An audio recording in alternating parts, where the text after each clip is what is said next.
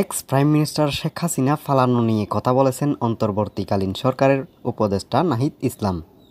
তিনি কড়া হুঙ্কারে কি বলেছেন চলুন জেনে নিই। কিন্তু শেখ হাসিনা সেখানে থেকে যদি রাজনৈতিক কর্মকাণ্ড করে এর দায় ভারত সরকারকে নিতে হবে।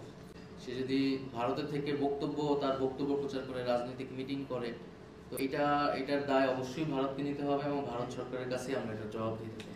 আর সর্বোপরি আমি বলবো যে আমরা মাঠে আছি।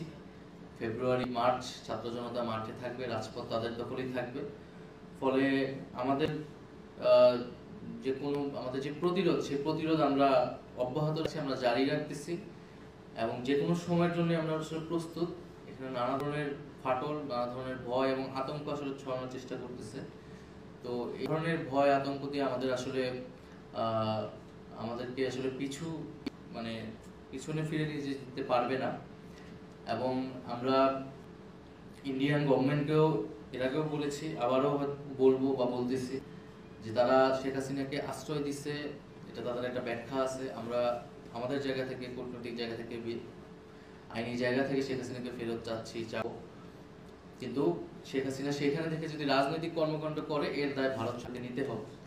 সে যদি ভারতের থেকে তার বক্তব্য প্রচার করে রাজনৈতিক মিট করে, তো এটার দায় অবশ্যই ভারতকে নিতে হবে এবং ভারত সরকারের কাছে আমরা এটা জবাব দেব। ধন্যবাদ। আসসালামু আলাইকুম।